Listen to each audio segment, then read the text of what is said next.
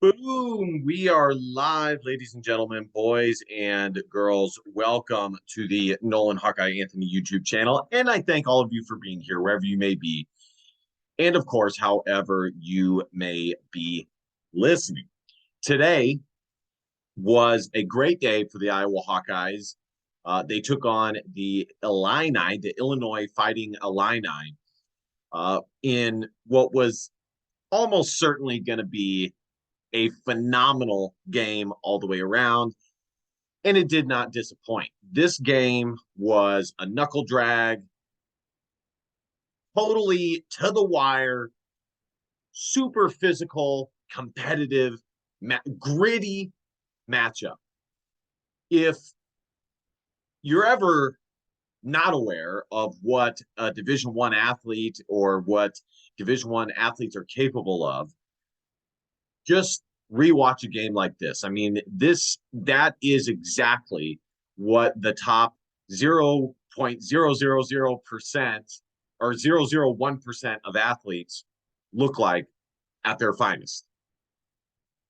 It was just a hell of a game all the way around.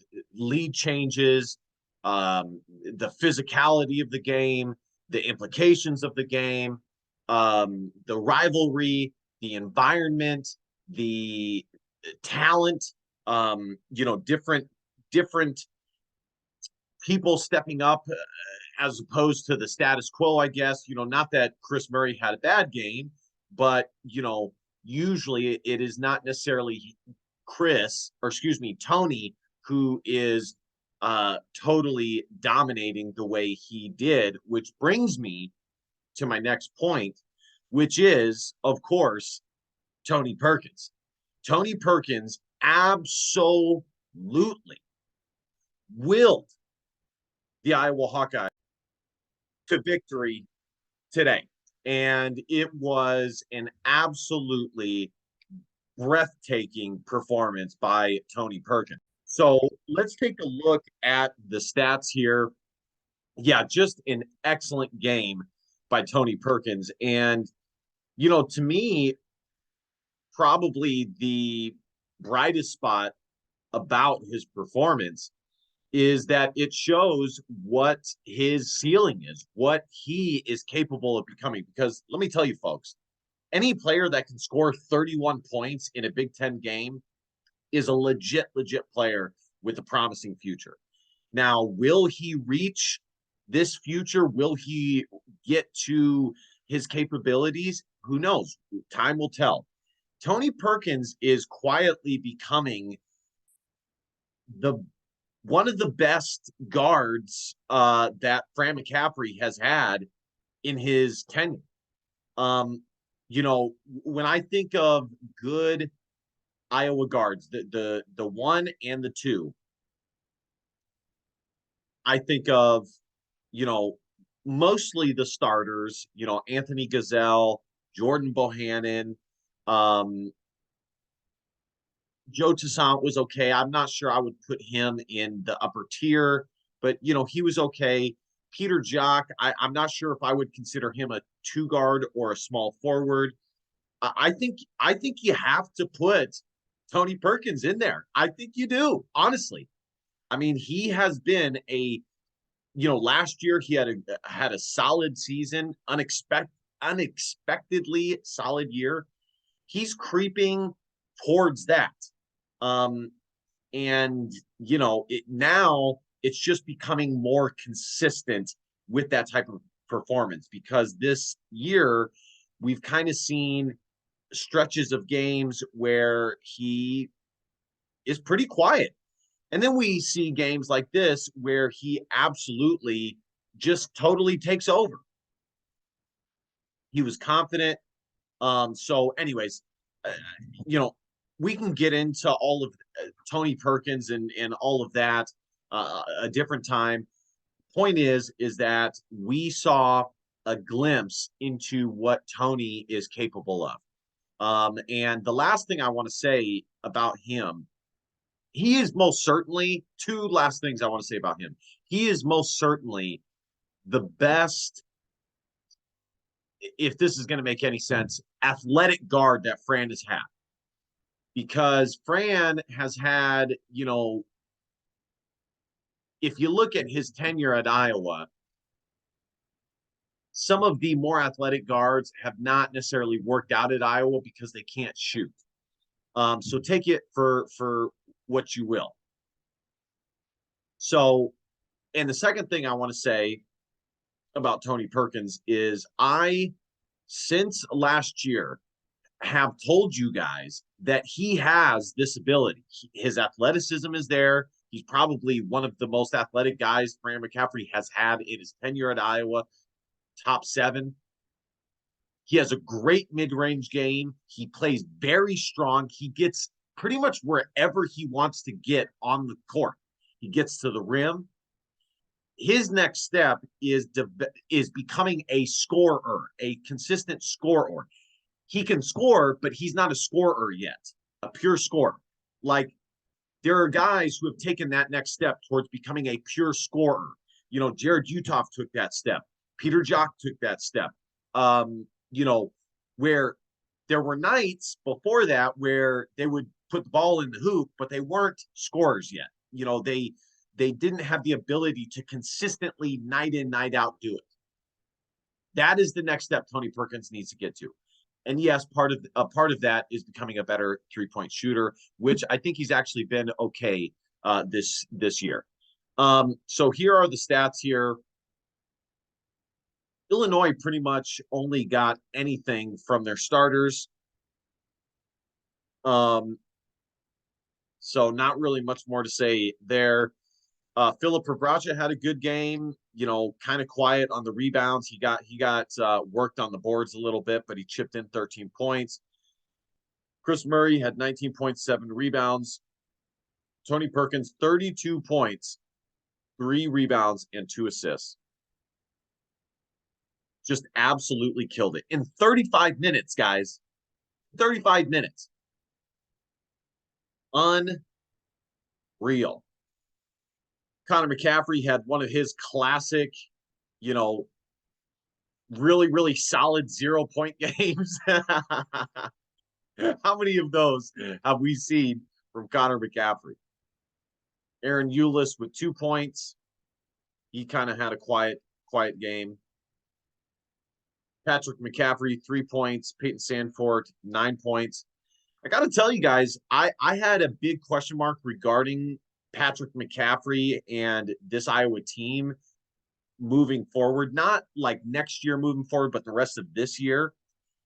And it looks like Fran is holding pat in sticking with the guys who have really had Iowa go on this run. And I'm going to show you guys what I'm talking about. And I'm not doing this to show that Patrick is not a good player. He's a good player. He is. I would still argue he's the 3rd best player on this team, 3rd or 4th. I mean, if I had to rate it right now, I would say Chris, Philip, Tony, and then probably Patrick. But Fran McCaffery has stayed firm in giving the other guys the minutes who have really had Iowa on this run here. Josh Dix chipped in a very nice 6 minutes. Let's take a look at the team stats here. Illinois shot 49%.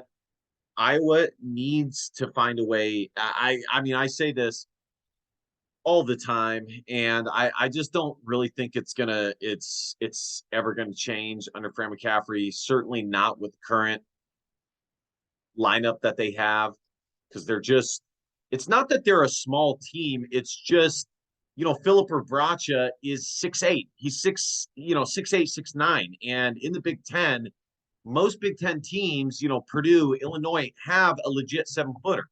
And Iowa usually does too. But they haven't had the development that they would have hoped.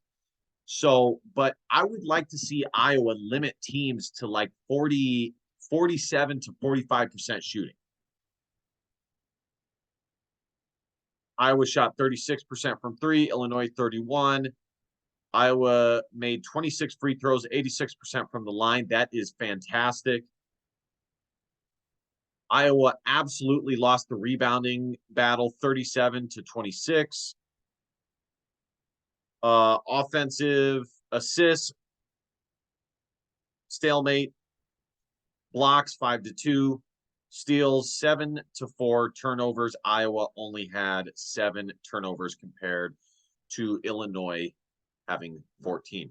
All right, let's take a look at Iowa's schedule here. I wasn't planning on making this a super long, and we're going to be done after this. I'll wrap it up by talking about Iowa's. Here, we'll just do this here. Talking about Iowa's NCAA tournament resume. So Patrick McCaffrey went out, I believe, after the Penn State game. Let's take a look.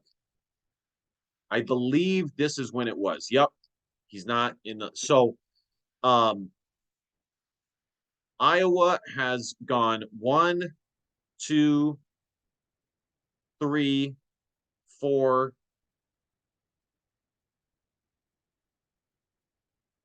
5, 6, 7, and 2 without Patrick McCaffrey. Pretty good. Pretty good. Not that they were bad without him, but, and again, I'm not saying this to say that Patrick McCaffrey is a bad player. Again, he's a good player, and he provides benefits to this team. But I was a little bit worried that Fran was going to try to fit a square peg into a round hole here because, we've seen him do that in the past. He needs to stay with the guys who have gotten him to where they are right now. If Iowa can pick up a win against Purdue, man, that would be so big. All right, let's take a look at the net rankings. I thought that Iowa picked up their 7th net win. Iowa basketball net sheet. But I think this was their 6th because the thing is, it changes throughout the season. There's points and times where you can have 6 net wins, and then 2 weeks later it goes down to 4 because multiple teams have dropped out of whatever quadrant they're in.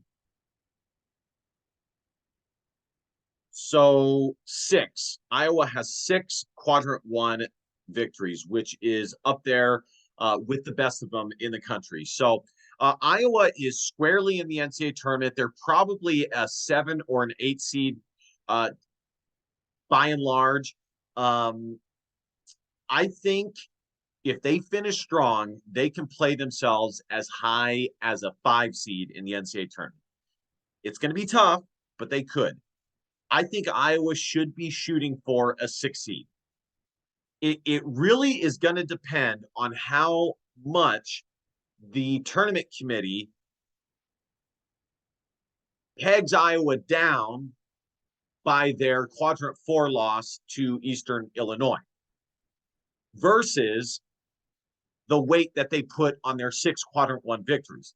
Personally, I think they're going to err on the side of looking and putting more weight on Iowa's 6 quadrant 1 victories rather than their lone 1 quadrant 1 loss or quadrant 4 loss. It's not good that they have that loss, but Iowa still has 6 quadrant 1 victories, and it's hard to look past that. Okay. Especially when there's only a few teams that have that many quad 1 victories. So, all right, guys, we're going to wrap it up here. Let me know what you guys think in the comment section. Be sure to like, comment, share, and definitely subscribe. Continue to help this channel grow. If you guys want to donate to the channel, you absolutely can by clicking on the donation button on this video. And last but not least, DBAP, don't be a pussy willow. Facts or feelings, because your feelings just don't matter. Love you guys. See you guys next time. Go Hawks. Bye-bye.